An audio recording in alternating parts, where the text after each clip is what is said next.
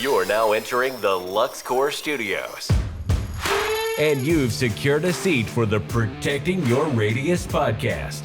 Here, we build connections from your contracting profession to some of the top bleeding edge products and services. Don't get deterred. Let's not delay. Here is your host, Nathan Downs. Hey, what's up, everybody? Welcome to another episode of the Protecting Your Radius podcast. I'm your host, Nathan Downs. And on today's episode, man, we have one of my buddies from down south of Oklahoma here, Mr. Robert Whittaker of Magnolia Fence. What's going on, buddy?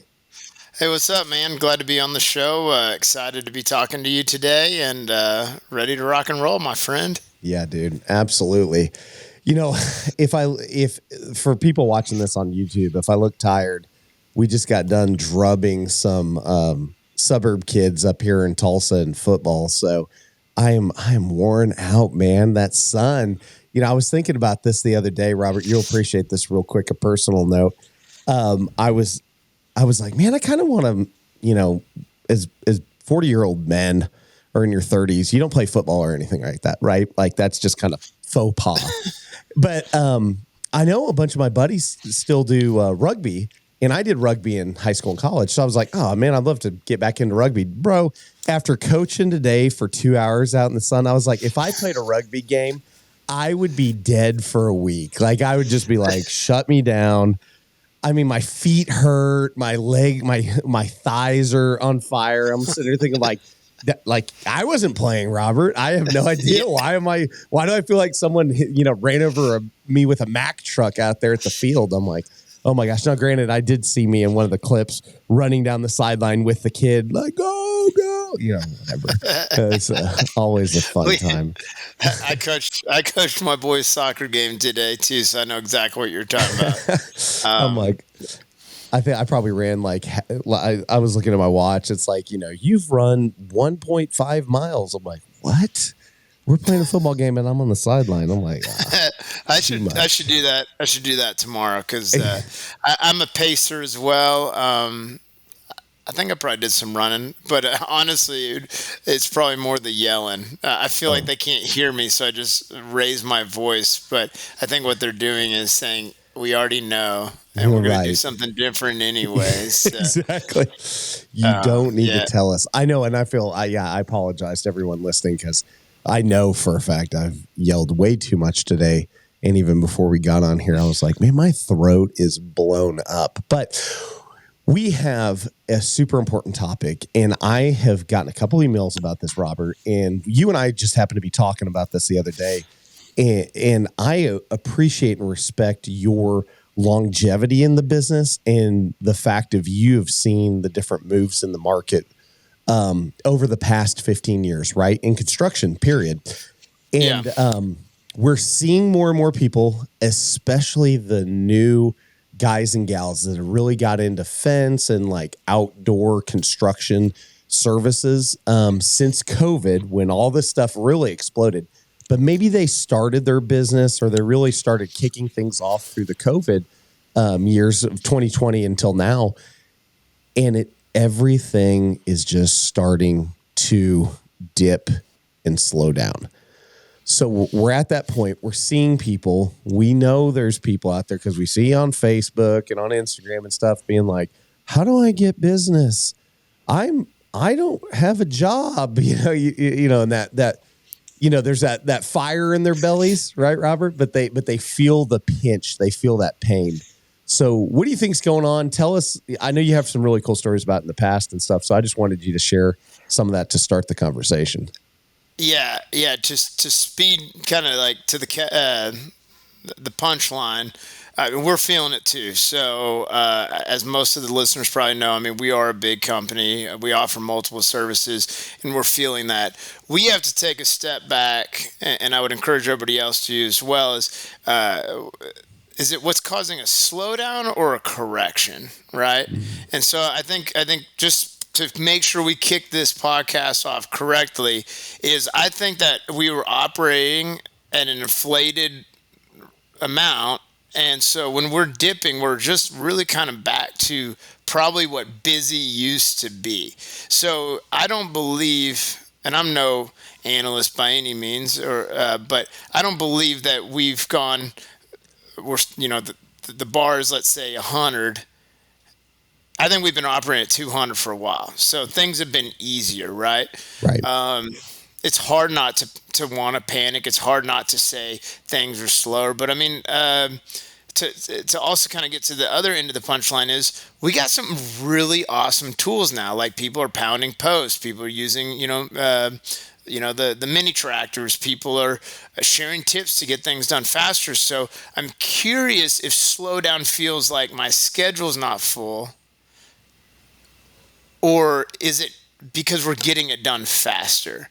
Because when a crew did a job for 5 days and now they can do it in 2 because they bought a post pounder from, one of the guys, is it really slowed down or sped up? And so I think that first everybody needs to ask themselves that, hey, we might feel slowed down, but has our profits remained? Has our revenue to gross margin stayed? And so I know for us, we keep buying equipment so that way we can move faster and safer. Yeah. And so I think for everyone's business can be a little bit different.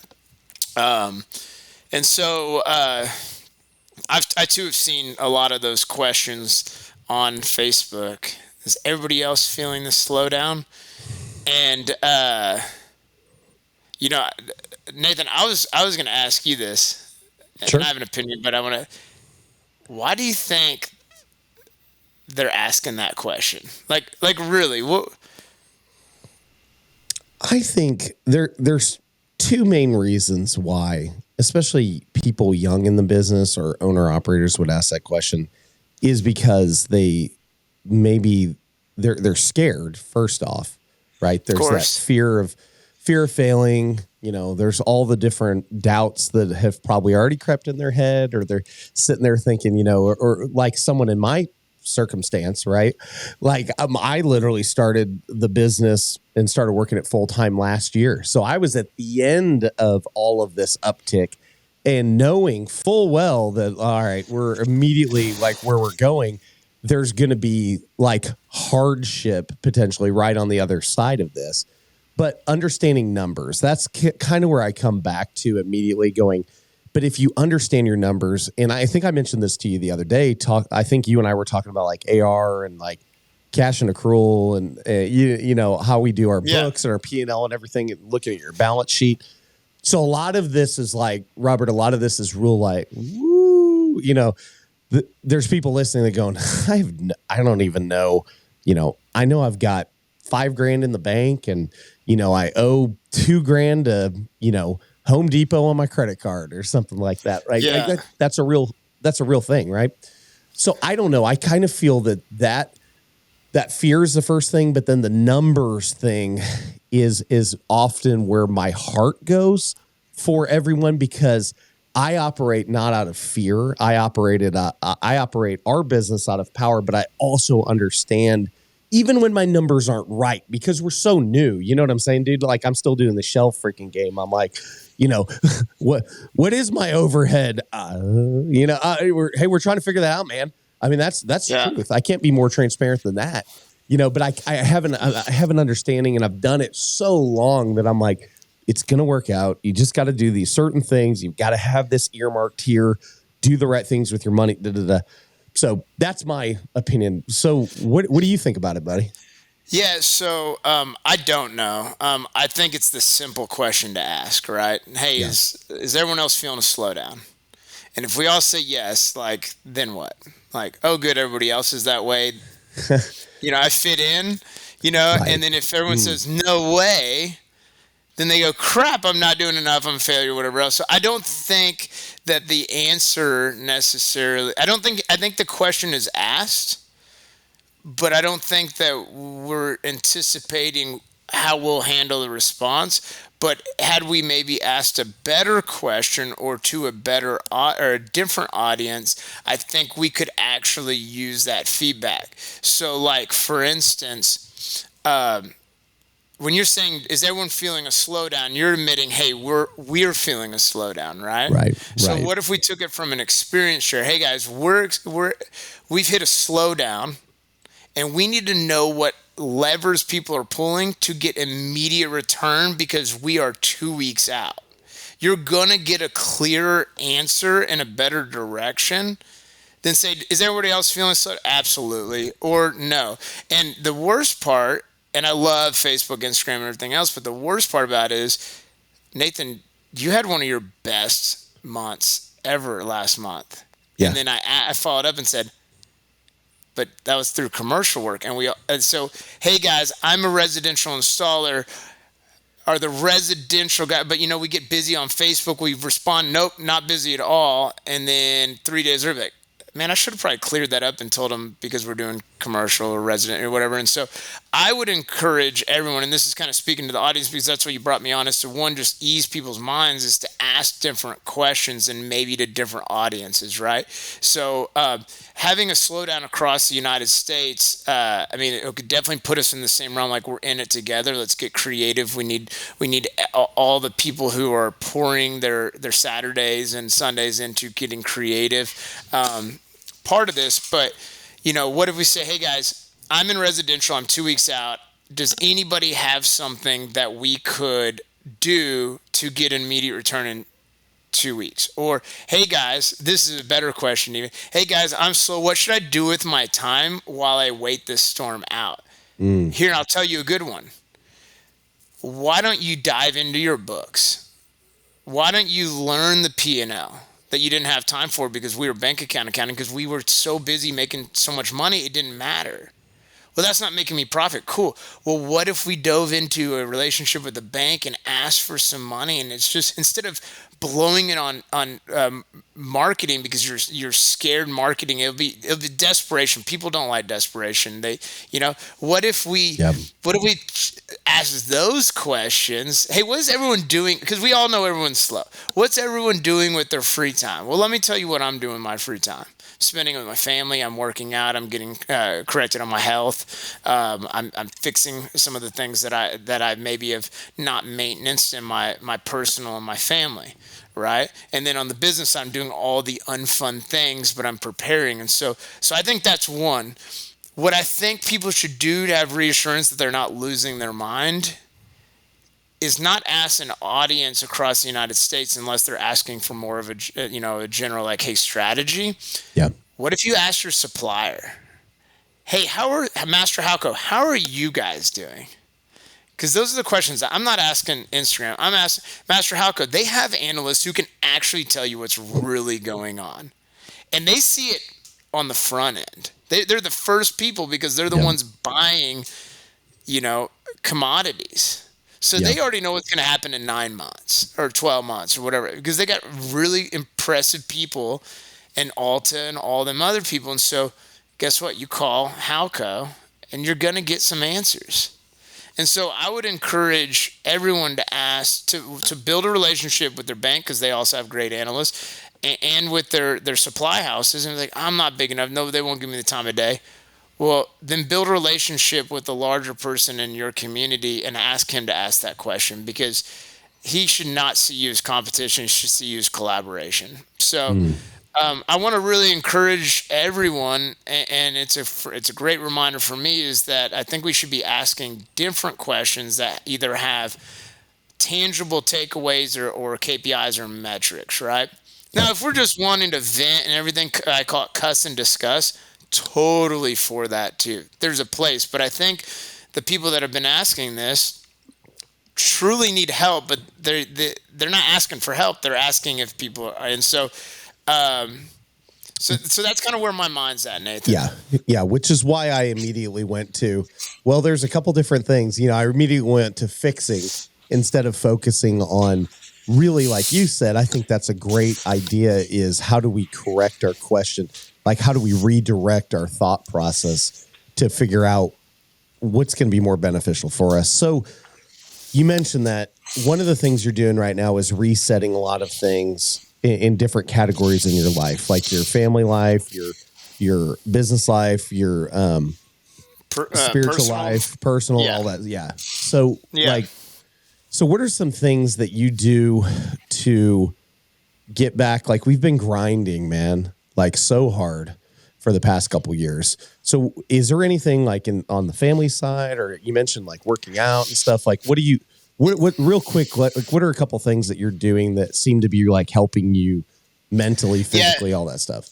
Yeah, so a couple things. I read, and I mentioned this briefly, but I read a book called Profit First, and essentially the idea is put your profit away, figure out how much profit you want, and then operate with the rest. Well, what if you did that with your personal and family? Like, Nathan, how much time do you need a day or a week to be successful in your personal and your family life? Do you have any clue at all?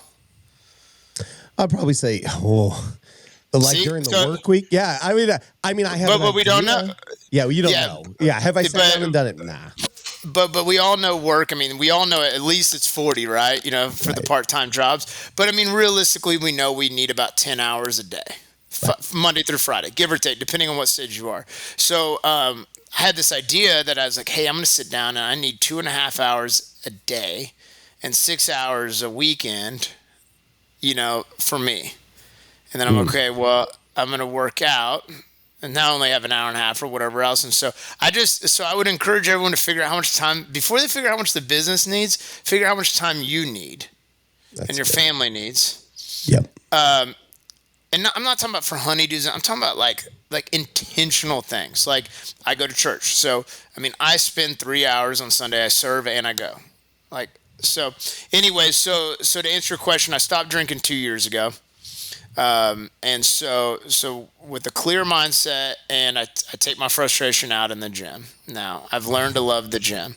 And so, and not just, I don't do just negatively, but that is, you know, my vice now. And so, so kind of going back to the slowdown, and it's easier, you know, said than done, but more than ever, people need to be sharp.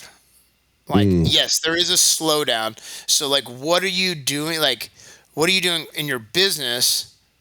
Okay, you've done everything. You can't get people to buy. We can't force the hand to say yes. But we can be perfecting our mind, body, and soul because we might see something clear. And so whether it be, you know, drinking or just spending time with friends or family. Like I ran into somebody the other day in a family like, you know, we were just hanging out, but you know, you're always networking, right? Right. And I sold a job because I was like, hey, you know, I'm just going to go do this instead of up here, you know, hitting the same button because if people aren't buying, they're just not buying. And before I forget this thought, I don't want to get off that what I'm doing on those other pillars, but short-term CDs, 6-month CDs are paying 5.5%. Okay. Money markets are paying 4.5%. Traditionally, it's at least half that. So you're making a really good return on your money just sitting in the bank for very short periods of time. So you'd be crazy as a consumer to pull that out if you didn't have to, right? Right. Of course, you know, the stock market, there's lots of ebbs and flows. So if you can get in the right time or whatever else, but I want you, like, especially on the residential side, it's not like a restaurant where hey, I'm just not going to eat today or this afternoon. That restaurant missed that meal and they'll never get it back. Everyone's stacking their projects because if everyone's slow and you're not getting no's, you're just not, hey, we're not doing it right now. It'll be down the road. Now, of course, we're losing some jobs to like the cheap guy or whatever else. You don't want that client anyways because they didn't appreciate value or whatever else. But what we do is so cool because unlike grass, oh, hey, I'm going to be out of town for 3 weeks. I don't care what my grass looks. Don't cut my grass. Well, you've missed those mows. You'll never get them back. Right. But there'll be plenty of fence to build when people stop getting a great return on their money. And so, like, for quick math, I have $500,000 in either a CD or a money market. So, I mean, I'm making $25,000 over 6 months. I mean, it's crazy. Yeah. Wow. Like, you know, cool. And like, why would you pull money out if you didn't have to? Right. You know, and so there's all these different things that people are and of course the administration, whatever else. But that, every 4 years there's an administration deal. So I don't think that's it. I think that there's a correction in inflation and so on and so forth. And then and I know there's comments on and I'm not trying to sound like an economist, but these are all different things I've thought about. Is like, interest rates on housing and stuff is like 7 to 8%, right? Right. Well, 20 years ago it was 16. Even before this, up to 23, 24. We're not in a bad spot. We're just correcting back to what it should have been. Right. And the good news is, if you guys haven't contacted your suppliers are willing to make up that slowdown. Ask them, hey, to win this job, I need you guys to come off some extra money. You'd be shocked at how fast the suppliers would jump on that, because they need to move material too. They're also feeling this. So anyways, those are all my thoughts. Those are real random thoughts, but I don't believe there's one faucet that you could just turn on and immediately get work tomorrow. Yeah. There's just not.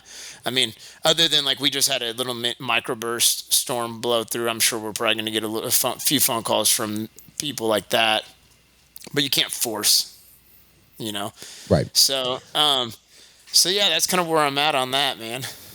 I think what you said about not forcing things. So what do you like? I'm going to put myself in the young guy's shoes or gal's shoes. So what, you've been around long enough and you've seen, I mentioned this when we started. If they don't know your story, you had a really long, extensive interview with Dan Wheeler on the Fence Industry podcast. Am I correct? Yeah, I did. Okay. So anybody that doesn't know Robert Whittaker pretty freaking well, go listen to Dan Wheeler's interview of Robert. That'll give you a lot of the background. Yeah, right? Dan Wheeler, we had a great big long podcast. It was awesome. And then followed up with Dan Blanc, maybe 4 or 5 months. So between the two, people kind of got my history, some of my numbers and stuff. Yeah. So of course, happy to answer any questions too. You can find me online because I'm always commenting and stuff like that. Yeah. So My Fence Life also had you on there, so that's good. So with your experience over the past basically 2 decades, so you've seen like the housing bubble burst and all these different things occur out in the market. What did you do when you were younger? Because I mentioned this to you the other day. I have seen some people go, and even in their questions are asking, I'm thinking about branching out.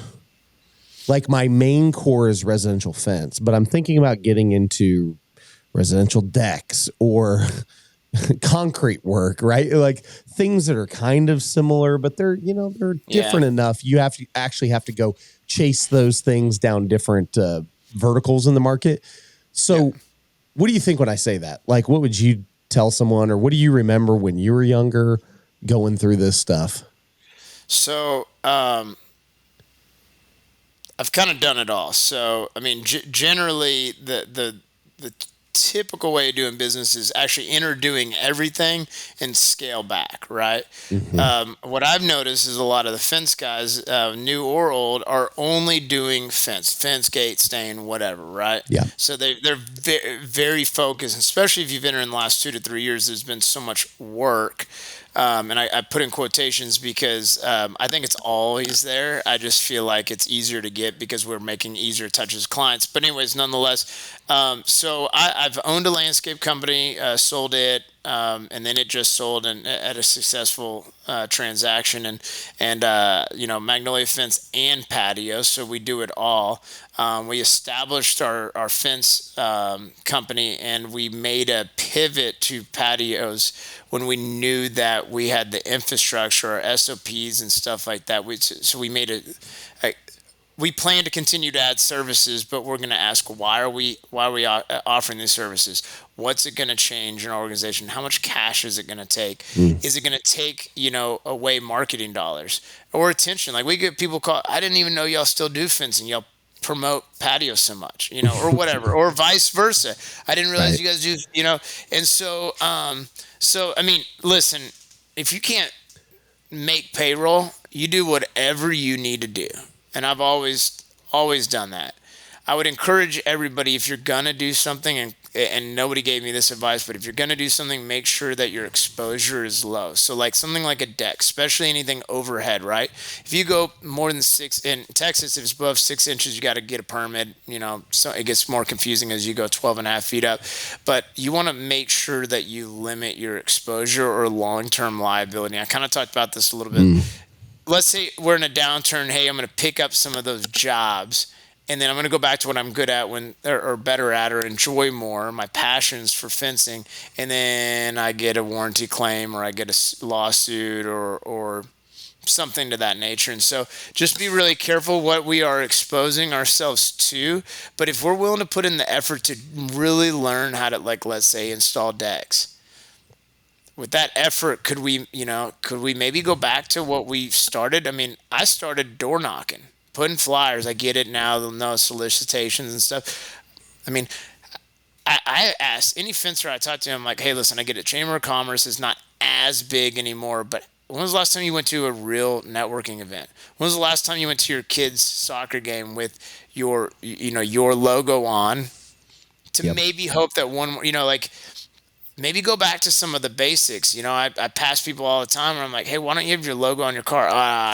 Yeah, this is my personal trip. Well, the business pays for it. Maybe it's time to make a couple tough decisions that are uncomfortable, but until you exhaust everything that you should be doing.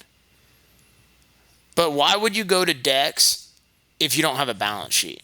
Why would you go to decks or patios if you don't know how to come to a gross margin dollar? Or better yet, you're doing a markup instead of a margin. And so, anyways, back to what I did. I kind of entered the market a little bit of everything, but I've always done a little bit of everything. I'm a licensed irrigator. So, I mean, I know irrigation in the back of my hand. I've got certifications in water redirection or drainage. And so, I know that industry really well. But I can tell you and speak, if you don't have exactly what you need for patios, decks, it can get expensive really quick. And so, but now with a ton of sub work and that's becoming more popular, you can maybe find the right person. But I would encourage everyone to just stay on track. Yep. I think you have to make sure, I mentioned this. I think I mentioned this to you when I saw you a couple months ago. I mentioned about looking into getting to the outdoor living space, right? And it was because I've got a guy, on our team that has experience and all these different things. He's looking for a partnership. And I'm sitting there going, well, I mean, this is a no-brainer. Well, what do you bring to the table? Well, I have all my subs. Oh, sounds great. I'm like, all right, so we already have a team. We have a guy that can lead the team, and I've got a team. Now we just need to bring them in. Got the website set up with Benji, cleverfox.online, shout out. It's a process, right? But it was one of those things. I wasn't looking to offer something different. I wasn't looking to expand offerings really at all beyond our gates and fence and all the normal things we do. But it was something that made sense. And I had a team member that could pick that up and come into the organization and lead the way without me having to gain an extra bunch, put a bunch more on my back where I'm like, man, I don't have the time but you made an investment, right? Whether it be your time or money, in this gentleman, you have to trust. I mean, you mentioned labor, man.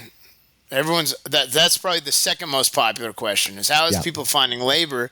What makes you think labor is any easier over decks, patios, whatever else? And it takes time to build up that core deal. And so I just think, we have a very low barrier to entry in the fencing world. A lot of people start it, with the pickup that they were already driving and not a ton of cash, which is fine. There's nothing wrong with that. So if you go 10, 20, 30 grand in debt, or maybe you are, and that's a different conversation, but maybe you have to go a little bit in debt because and you're confident that you'll be just fine. But scared money won't make money. And so if just because just because the lights got turned on and a few cockroaches are scattering doesn't mean that you need to move. You're just fine. You started your business because you knew you were better or you had a passion for it. You're all in, and there's nothing wrong with asking the questions, but I would really encourage you, like, if somebody said, no, I'm not slow, that would make me feel horrible. Like I'm doing something wrong. And it would, I got these motion lights on. Oh man! Yeah, we're making a reel of that. That was yeah. I looked around like, did I just go blind or what? No. So on that, so going back to like speeding things up and everything else is, I was like, hey guys, if we just put timers on lights, then we would no longer need to have a process for reminding people to turn off lights. I like it. And yeah, and so we have timers on everything. I need to change these because I sometimes sit too still. So I encourage everybody to consider those things. But if everything was good and cash is in the bank, why aren't we thinking about that? I get it. We're in survival mode, whatever else. But why are we thinking about going to Dex before we're thinking about maybe going to the gym and getting our our mind, body, and soul right, or going and taking a wife on a date? Maybe you're doing all that already. And you're predicting a slowdown but nobody gives a lot of context to any question. It doesn't even have to matter about the slowdown. It could be anything. And I would encourage everyone online to ask better questions before giving responses as well, because your response, because we're all typically business owners, have a lot more weight. Like if you say something like, no, we're not slow, they don't know, okay, no, we're not slow, we do commercial. Oh, man, I'm going to do commercial. What, Nathan, you and I talked about it. You got to, sure, maybe, let's just say you get lucky and get a commercial job tomorrow. Yep. Well, the payout's 60, 90 days. Yep. Typically, you have to increase your insurance. You typically have to, figure out how your PPE is going to work or whatever else, hard hats and, stuff like that. And so maybe you've solved the problem and kept your guys busy, but you haven't fixed cash flow. Actually, you've made cash flow worse. I was going to say, it gets worse, guys. yeah. But then you get into bid bonds and all this, the performance bonds. And so commercial is a whole different ball game. So I think it's a good thing to consider too, but it's not going to turn on that faucet like everyone expects. But and that's kind of, this is not a fitness podcast, but what's one thing you could do right away and make improvement? Work out. I mean, it's pretty simple. You can still, I get it. People are down. They're questioning with it. Guess what? You own your own business. You can leave at 3 to go work out, and if people are not saying yes, doesn't necessarily mean you need to work any harder. Maybe you just need to look at it differently. I need to post more on Instagram. It's not working. I can tell you right now, posting more on Instagram is not leading to any more business, So, anyways, yeah. And so let me, I had another thing. I'm going to give a plug for the AFA real quick. Okay. If you are a young professional asking these questions, I would encourage you to join the YFP, the Young Fence Professionals. My hope is that is the safest spot to ask like-minded people those kind of questions, while having then some people like me and Dan, I don't know his last name, but Memphis Fence, Chance, and a few other people in the YFP. It's more of it's a tighter knit group, and we can maybe dive a little bit deeper. But the YFP wasn't necessarily originally set up as mentorship, but I think it could go that way. And so if you're a young fence professional, that's a free thing that the AFA offers. That's, these are all different things. Congratulations, you finally have more time. Maybe dive into that stuff, you know? And so, I mean, there's some good stuff there. One of the things you just said, Robert, was it's so funny how people that have success in the marketplace very often share so many similar traits. Okay. And my life was changed when I was 23 years old because I've had someone find me that wanted to invest in my life as a mentor from a business perspective, but they also expected me to be a good father, right? And be a good husband. Cause I was just getting married, man. and do the right things with your money and all these little nuggets of things over time. So then you look at me now at 40 years old, 17 years later, being married 17 years and all that stuff. Congratulations. Thank you. I'm a byproduct of someone looking at me when I was that young guy. I was just looking for a shot, man. And it's the same way I got started in the fence business at Ameristar. I mean, they literally hired me after making Montage to call national builders around the country and tried to get my team in to meet with them about specifying Montage across, all these master plan communities and all these things. And, and I only did it for 6 months because I had someone, specifically his name's Scott Glasgow, that his office was around the corner from me, and he listened to me all day long going, and he's like, this guy cannot spend the rest of his life doing that because he's got better things. He could see something in me that I didn't know was in myself at that point, if that makes sense. Yeah. But the mentorship. For over 30 years, Southwest Automated Security has been the premier provider of gate operators, access controls, CCTV, and so much more. Visit southwestautomated.com today, taking dealers to the next level. Side of it, man. I mean, how important is that? Did you have people that over all these years, over your businesses and stuff, were there certain key people in your life that spoke into you and did that, or was that something you had when you were younger or now, or what do you think about that? Because I know we're going to get to this eventually in this conversation. This is your first time on my show.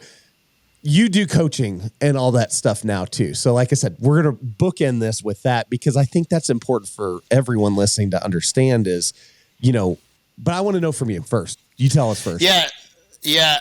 So I'll give a quick experience share, right? Okay. So I was that young kid. So I've never taken a check from anybody else other than the one I wrote.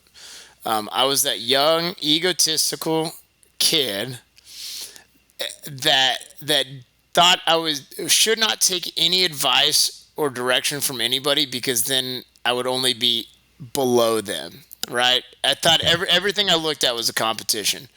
Horrible mindset. And I thought that the harder I worked and the more people said, my mom, I could say, my son's such a hard worker. I was like, Mom, I wish you would have been like, son, you're working too hard. That's not impressive. Not saying you should work less, but son, at some point you're literally reinventing the wheel that's already been invented. So no, I didn't. But the experience I was going to share was I moved down to Fort Worth and my brother owned Mean Green Lawn and Landscape. And I was like, Michael, why do we have red shirts? And he's like, the largest landscape company in the world has red shirts, and maybe they'll mistake us for the largest landscape company in the world and hire us. And I said, well, then we'll never be the largest because we'll never catch up to them if we're copying them. I wish I would be content at the second largest wearing red shirts now. I said, Michael, we need to be in green shirts because Mean Green. But honestly, looking back now, I'm like, well, red shirts, Mean Green, that would strike up a very weird conversation. I don't know why we did it. But anyways, I'm Michael Whittaker. Damn glad to meet you. So I was so worried about not even copying or mimicking anything. And then I looked up and I was in a ton of debt. And I called it my PhD and doctorate. And I have 70 degrees because I could have bought them all had I just read a few books, listened to a few people and stuff like that. And so this is, I think, why coaching and consulting is such a big passion project for me, because I needed somebody to hold me accountable and say, I get your ego, or I get your mindset. You want to be different, but I love you so much that I'm going to continue to love on you until you see that there's just a few things you don't have to reinvent. And so,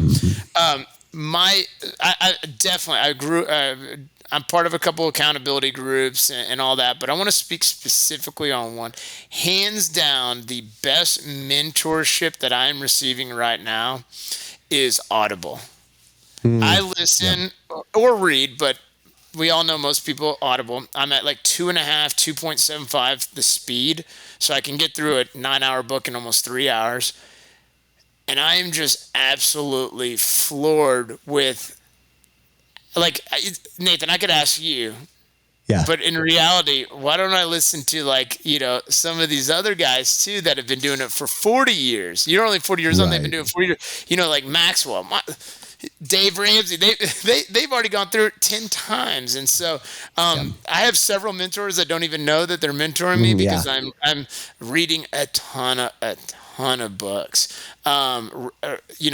Faith was never something I grew up in, and definitely, got my head straight, and I definitely listen, to God and some of the people that lead my church. And so that's been really good because I'm really working on my personal and my family right now. And so those are my mentors. And then the people I'm coaching, I've learned so much from them. And so when I go and talking to them, I also I'm like, oh my goodness, why did we stop doing that? Like they're over here like boots on the ground. And I'm like, yeah. Why did we stop doing that? And so I try and listen from everyone, but I encourage anybody who's asking questions should also be picking up books. Or podcasts. I get it. Some people connect better with podcasts. Love your podcast. Love them all. But the books are where I'm looking at right now. I try and go through 2 books a week. That's my goal. I still continue to read. I'm doing air quotes here because I listen to books too, man. And I used to read all the time, and now I find because of time frames and different things, I don't have as much time to sit down and open a book as I did before. Granted, I do have a couple that I'm physically reading right now, but like listening all the time, man, I'm always consuming content somewhere, and I look for cornerstone or pillar content from the books that I read, and then I look for relatable content or information or things that are current today from the podcasts, if that makes sense. So I'm using I weigh those in my own life, and I know I have people all the time ask like, you have a podcast? Like, how'd you get into that? That's cool. And I'm like, well, because I love it myself. I started listening to Joe Rogan before everybody listened to Joe Rogan on a podcast, right? And I'm like, it was fascinating, man.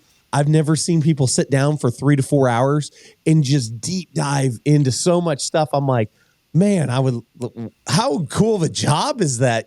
But you got to be, I've mentioned this a couple weeks ago, curious. You got to be a curious person. And you got to have that desire to learn, that desire to improve and get better. And I'm very similar. My 3 tenets, I learned this from my mentor, 17 years ago when started doing business stuff. He said, you got to put God first, family second, business third. And he's like, it doesn't matter. Like he said, I say God because I believe in the Judeo-Christian God, right? But it's your spiritual being. There is something in you that's different than everything around you, right? And a lot of people feel that, right? So there's that tenet first, and then for us, it's God, right? But then it immediately goes to our family. So we focus on our wives. Like if we have a spouse or your partner or whatever, you look at that person next, and then your children. Because the most important thing we do is the work within the walls of our own home. And I have that quote in my dining room on the wall. So every night when I eat dinner with my family, and every night I do eat dinner with my family, that quote hovers over my kids. So it's something that when I saw that, man, I was like, man, that's so perfect, because there's so many times where the business is just draining. And, even when I had my job, running this massive part of a business, and I'm the guy that makes everything happen. And I'd just be like, oh, everybody can feel that is in that boat. Right. But like for my kids, I was like, there's always, and they were younger, and it's easier to like play the shuffle game with schedules and stuff, because they really don't understand. But now they know, they're 10 and 13. Now they're feeling it. I have been in conversations with other parents right now, like total side tangent here, but talking about like, is it easy? I was talking to Benji McKinney about this the other day. Is it harder to grow things and do things in business when your kids are little or when they're teenagers?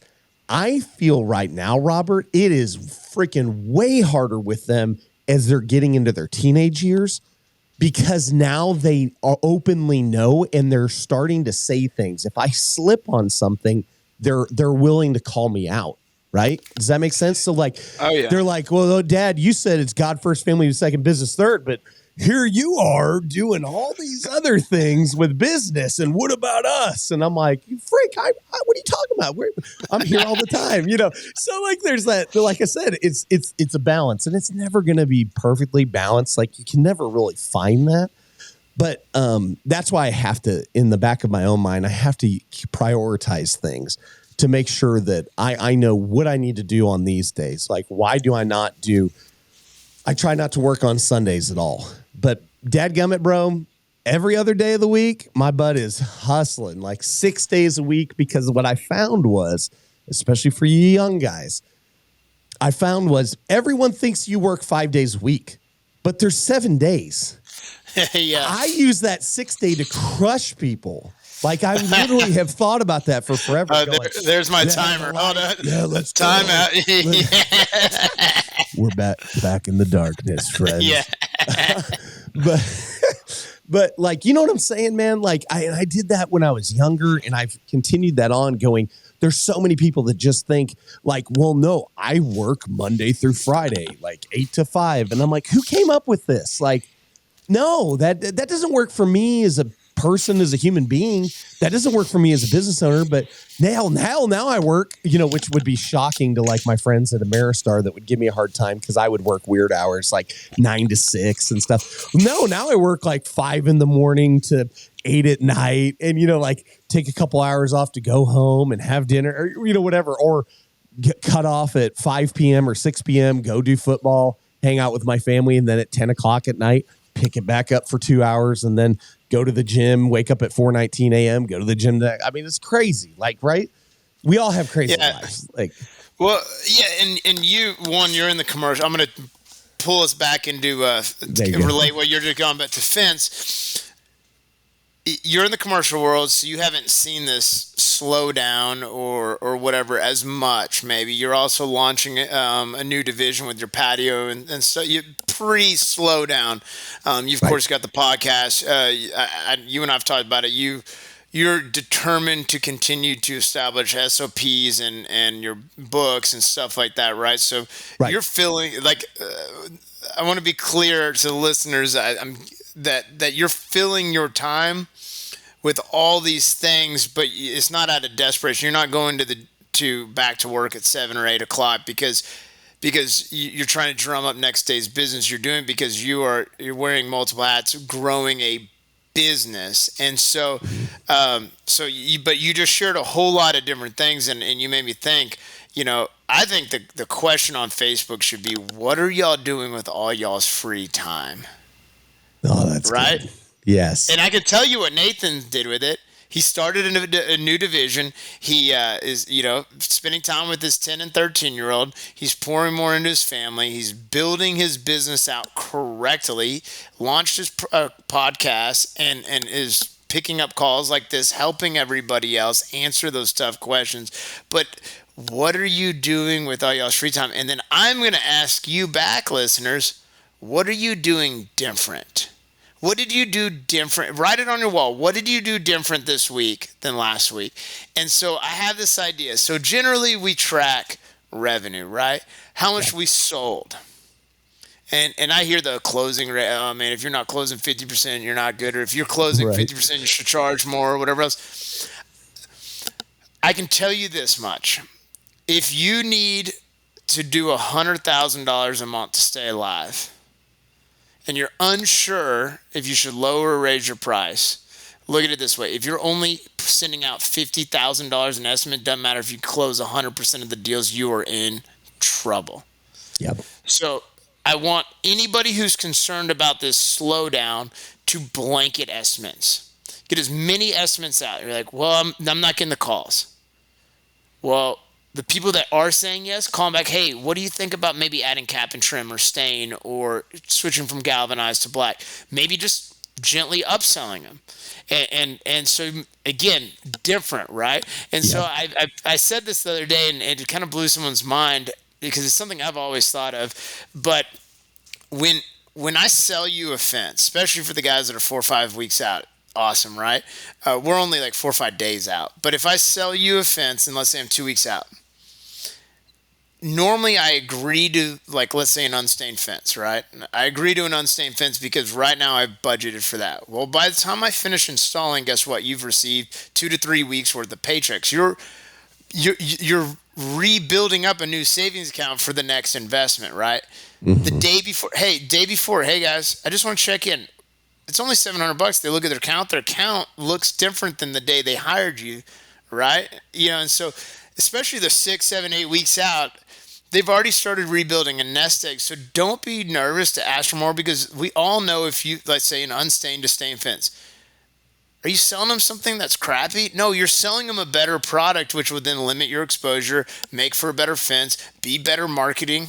I never get people call me hey, I noticed your fence that you installed 3 years later that was unstained, and man, it's beautiful. It looks like crap, let's be honest. But they're like, hey, I noticed the wood defender fence, because they're stained last absolutely forever. Like, I'm like, hurry up, I need it to restain. It's been forever, right? But that's a plug for wood defender, sorry. But you get what I'm saying? Like, what are we doing differently? And is there an opportunity to ask for more? And then the opposite is, hey, what if we brought in less revenue but increased our profits? Because that's like the American dream right there. Yeah. Go to the vendor.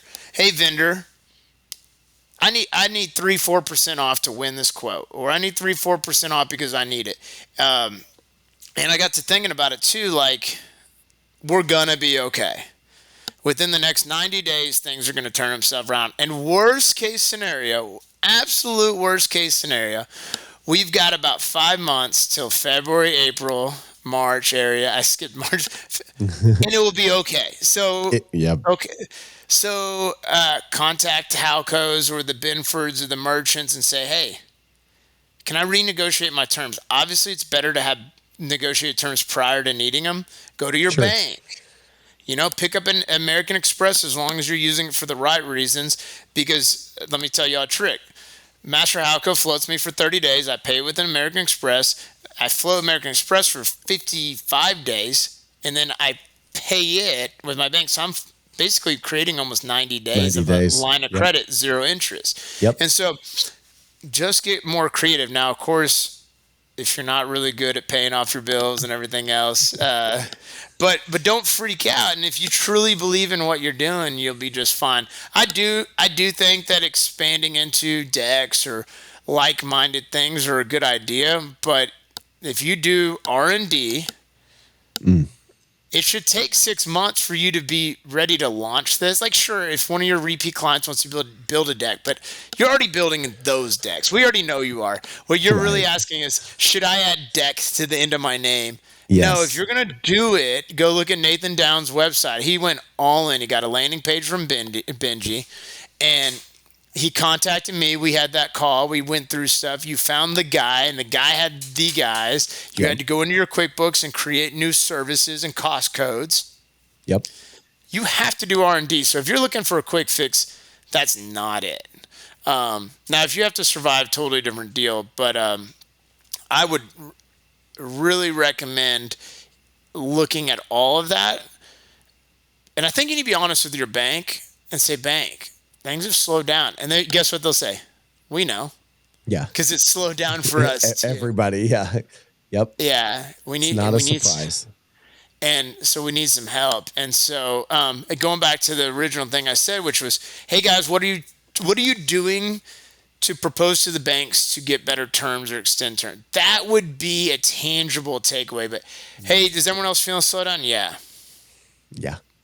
I'm not saying it's a dumb question, but you get a self-serving answer, which is, yep. Oh, whew. Right. But what you really are, or at least the way I believe is, and not just it, because you really need to dive deeper. So just like I said, though, I really, really encourage people to consider, how are you even judging slowdown? Because, I mean, I just bought a post pounder from SWI, well, 2 of them, and I mean, we pound as many posts as we can. We're still trying to figure out if it's a Texas market thing, but nonetheless, a couple of jobs definitely called for it. So here we are banging out a couple of jobs that would typically take longer. We would have to deploy different equipment or more people. We have too many Vermeers. I think they're like the 1000s or whatever it is. We got the chippers so we can clear fence lines better and mulch panels. So, I mean, we've improved our systems and processes so that way it feels slower, but it's really not. And then if you speak it, you'll believe it. So if you say, man, we're slow down, we're not doing well, you'll start believing it. And then once you believe it, everybody else will too. Yep. Instead, be like, heck yeah, I asked for this. I wanted a timeout or a break or whatever else. And by the way, if you're paying employees and if things are slow and you can afford it, make them do the work and take off. Like, we're slower, so guess what? I'm taking off a lot more. Everyone's like, you travel all the time. I'm like, yeah, we're slower. Why wouldn't I? Until their buckets get full, why don't I go ahead and obviously, and you say young, and I also want to remind everybody that when we say young and YFP, we just mean young in their fence career. You could be 50 and young. Yeah. Not that 50 isn't young as it is, but you guys get what I'm saying is that newer in the career. But then, of course, some of the older guys, this is kind of feeling like uncomfortable. And I've been in the business a while, and we had this aha moment. We're like, whoa, we're not actually as slow as we say we are. We're just being more efficient. And so, and it's really nice to only have 3 trucks on the road instead of 5, because... Right. And so, anyways, I think the question, like, what is the question they're really asking? And if it and I think I would ask the suppliers and damn you suppliers if you guys don't share honesty to your people. If the supplier, well, I can't share business. No, you don't have to say, oh, well, Nathan Downs is kicking at. Well, no, but right. I can tell you right now, Halco is down. Yeah, Master Halco is down. And they're not worried. They're not thinking about getting into pools or whatever. Right. They are launch. I mean, but they've been trying to launch their outdoor products, their decking and everything else, long before it was slower. Yeah. So keep pushing that because it will be okay. And your suppliers will ask questions too. I was in one of them the other day, and they asked me. They're like, "Hey, Nate, are you guys still busy? Kind of slow down a little bit?" I was like, "Oh yeah, we've slowed down, especially on the residential side, because since March, every week I had been getting a truck of wood, steel, and rails. Right, so every week. Well, 2 weeks ago was the first time in 4 months that we didn't do that. So they're like, "How's it going?" I was like, it's slow down there. I mean, you see, we're buying chain link, like it's going out of style, and iron and stuff like that. I'm doing all the commercial stuff, but the residential stuff is just putzing along suddenly. And they're like, "Oh, okay." And I said, "What, is that what you guys are seeing?" So then I ask, and they're asking me. So then I come to find out the reason the branch was asking me, because they're looking at me leading the way. And I'm like, well, I don't feel like, we're the new guys. Why are you asking me? And they're like, no. We're, they're like, no, we're watching you to figure out, like, Nathan didn't want a truck this week. Why? Did you get it somewhere else? Or, and I'm like, no, we didn't get it at all. Well, bingo. So you made up a good point. I mean, if we truly love our vendor, if we don't love our vendors and our employees, we don't do well for our customers. So, customers always right. No, first vendors and employees are right, and then they'll take care. So I felt horrible. Same thing. I got a call from a vendor or a text from a vendor and be like, "Hey man, I guess we're not doing business anymore." And I was like, "Oh my gosh!" Like he felt like I forgot to update him that things have slowed down, and that's awful that he's thinking that, right? And but that's a valid thing, right? But instead, I was like, "Oh my gosh, man, I'm sorry. We have." And let me back on the equipment stuff. Yeah, we've sped things up, but yes, we have slowed down too, and so we started collaborating, like you're talking about. We're talking about different ideas and everything like that, and then all of a sudden it turns into a productive conversation. So I'm a pretty open book, and definitely I think if you have suppliers, be honest with them so that way they're not worried about Yeah. you. And don't ever just go to somebody because they're a little bit cheaper. Talk to the person that's been committed to you and say, hey, I'm struggling.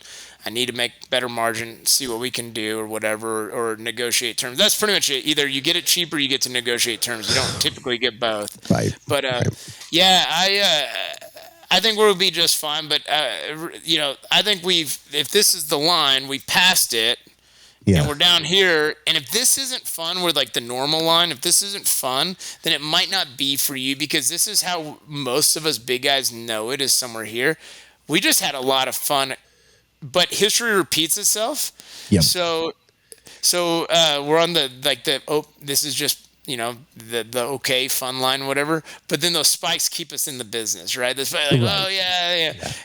But it can't always be that way. Otherwise, there's already thousands of people in our business every day, but there would be even more, right? Yep. You got to have the ebbs and flows, and so I really, really want everybody to just ask the question they truly want to ask. And if you are financially about to go under, there are people on the Instagram and Facebook. I would probably take it offline, but that can tell you ways to extend credits, or if you're not willing to give up, if you truly believe in your product, well, time out. Hold on. I got to change the timer. But I encourage awesome. people, Lights off again. Yeah, if you truly need financial help, then that's what we need to be talking about. And I think some people do, but if you believe in your product, so for the people who are thinking about asking any of those questions, like, look at do you have core values? No, cool. Well, let's spend half a day and let's come up with some core values for you. Yeah. Oh my goodness, when we have core values and we find out we're not going to whore ourselves out because we at least know what platform we stand on. Hey, what's our when we're looking at things, we're looking at your 3, 5, and 10 year. Like, everyone's like, well, I don't know what it'll be in 10 years. Of course you're not going to know what's going to happen in 10 years, but let's at least dream it up. And so we're looking at big things like that. And so I would just take all this free time to do some planning. That's, at one point you got excited about planning. You were like, kids went to bed and you're like, man, I'm going to dream up this crazy thing, Magnolia Radius or whatever else. And you would grind on how you're going to connect all the dots. And then all of a sudden we think hey, because we had a great year, we don't have to make any more dots. We have to pave that next path. And so, and the FWA, the AFA, all the podcasts, all the Instagrams, there's so many avenues to daydream now. Just take advantage of that, and so anyways, it's interesting, man. It's interesting. But we could talk about all that and break each one of those things down. But if anybody were to ask me, and I want to, because I know we're probably way over time, so let me at least close one thought out for you before you say, hey, Robert, that's enough. If you need work, and you need to lower your price. Everyone's like, don't lower your price. No, don't lower your price unless you get something in return. You can, if someone's willing to say yes, they're going to say yes, and you need to lower your price and you need the money, you would be crazy to say no. But ask for something in return. Can you say yes today? Can I put you on schedule? That's the worst. Yes, but I can't get it done for a month. But can you say yes today? So I build my estimates out. $100 for fence, $10 off if approved today or tomorrow, whatever. Reasonable amount of time. If you write a 5-star review just about the experience that we've had so far, because the bidding experience, most customers are like, oh my gosh, they never showed up, they didn't call me, they sent their bid late. And we're not talking about that. We know the end product of fence, I'm talking residential specific, is going to be good because the customer is going to hold us accountable, right? Yep. Really, the reviews, if they're all written about the experience leading up to the yes, that's really what customers are going to, that's how you're going to get called. So if you're going to go down on price, I'm okay with it, me personally. You got to know your margins, not markup. So if it costs you $100, you divide by 0.6, which will get you a 40% gross margin. Correct. Not a markup, a margin. Margin. And so, yeah, very clear, everybody. Mm-hmm. But if you drop your price, you need to get something in return. And so, I don't know, hey, I'm going to drop it 10%, but I'm not going to carry a warranty on your fence. Well, I don't want that. Well, then you don't need it that bad. Or Exactly. maybe you're like, I'm not slowing down, but I don't want to be like those guys. So you say, hey, I'll drop my price 5% if I can book you 3 months from now, so I don't have to be listening to this podcast. Hey, if you're willing to wait, why not take a discount? Or hey, what if I give you a 5% discount, but you pay me up front, an early pay discount? There are so many different ways that you can discount something that would in turn benefit you. And so lower your price. I would never go below 28%. That's like my line, because there you go. You're shooting for net income of no less than 10, right? Because otherwise you can get your return on your investment in almost, money market, CDs, stocks, whatever. And you got to have some fun making it. So anywhere between 10 and 18 is the sweet spot, right? Yep. And then your overhead is going to cost you something. Mine's operating about 17 to 22%.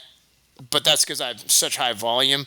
I think smaller companies, it's like 20, 30% because it's obviously, a building, whether you rent it or I rent it, are going to be about the same price, right? Yep. I need a little bit more land. And so, I wouldn't dip below 28%. That's good.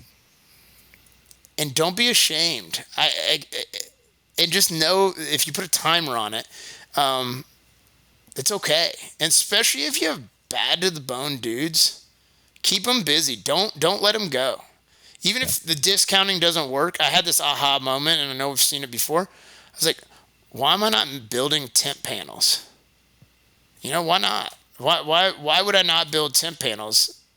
And everyone's like, because you could buy them cheaper, you can make them. Sure, but at least I'm keeping the guys busy, perfecting a craft, teaching some guys that wanted to learn welding, giving them purpose, because we've been sweeping dirt from one side to the other side of our deal. Crazy, we're in a slowdown. I was going to buy a building at the end of the year. I'm like, well, let's speed it up because the move's going to cost us labor, and right now we have plenty of it.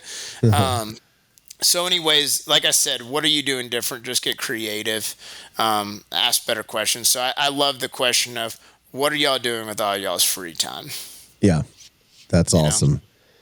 Robert officially currently owns the title of longest episode of Protecting Your Radius podcast now. I told you, dang it, man. I know, we actually, okay, so everyone, we talked about this before we got on, and I was like, 20 to 30 minutes, we won't hit the hour marker.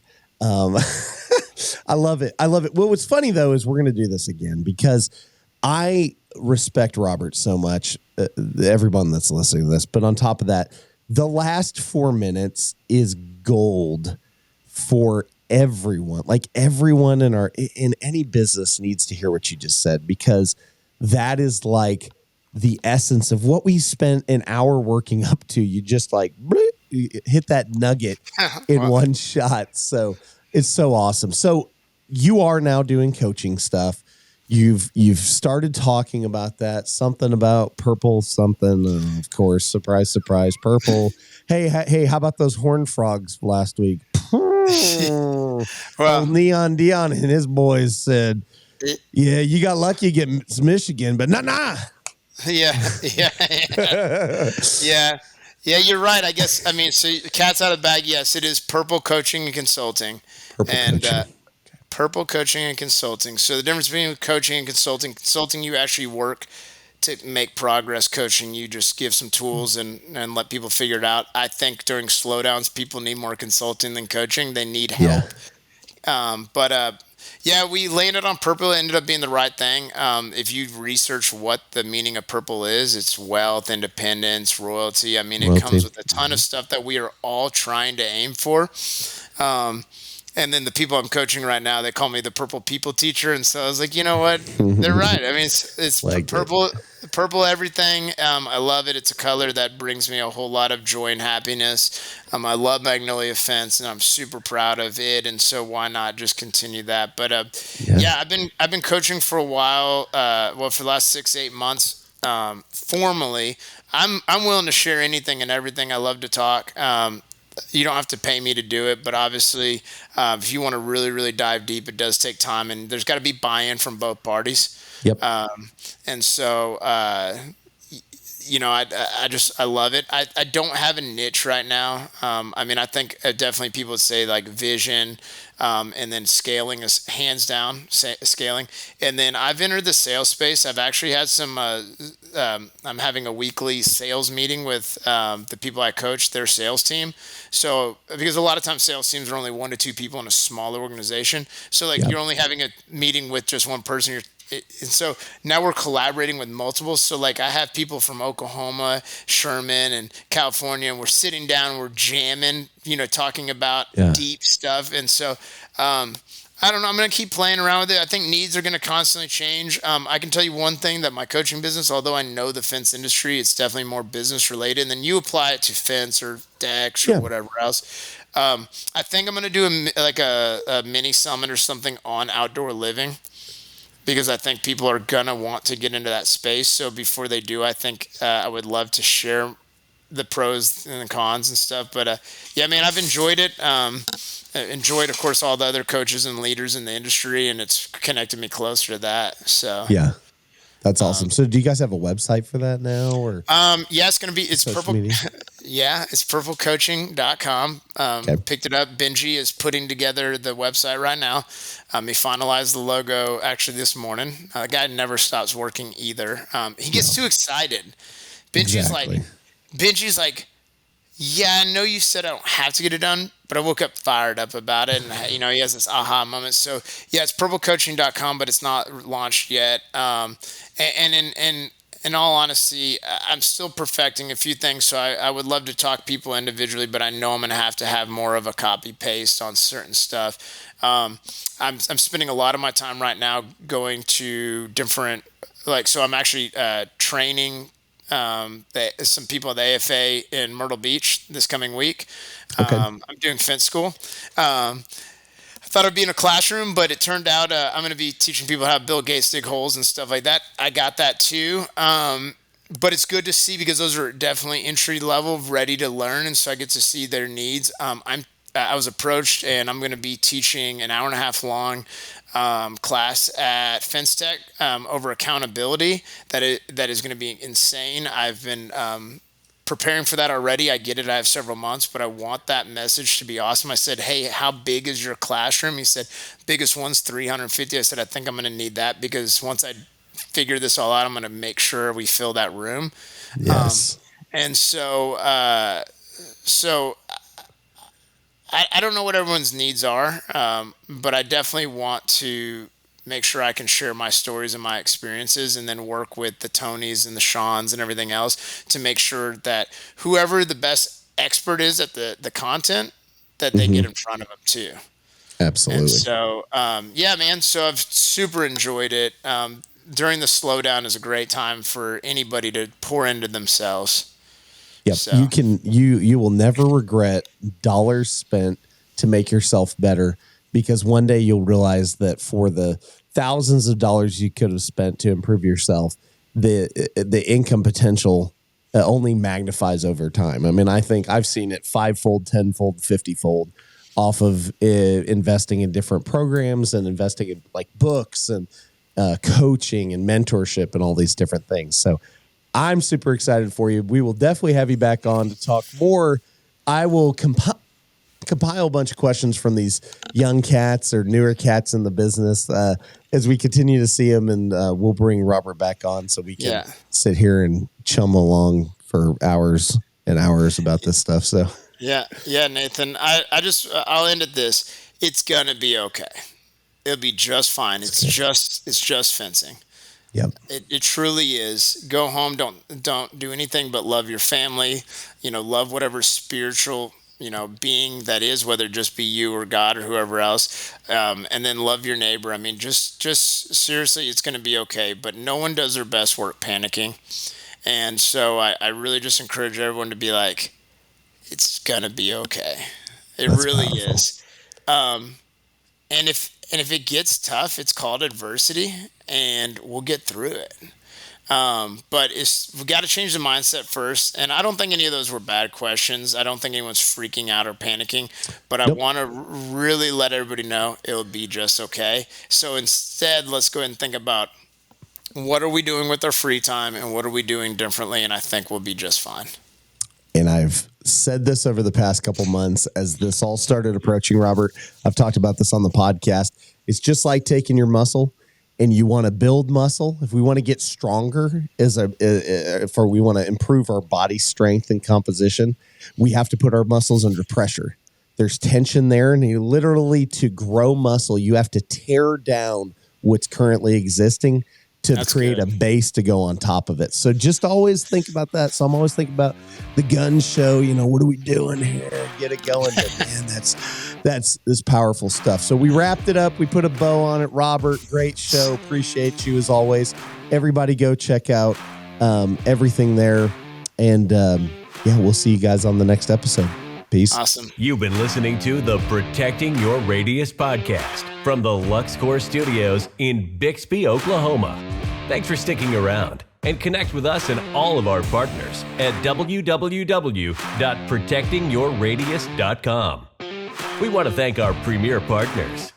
Luxecore, the newest line of premium quality composite infill to slide into your FenceTrac fence system.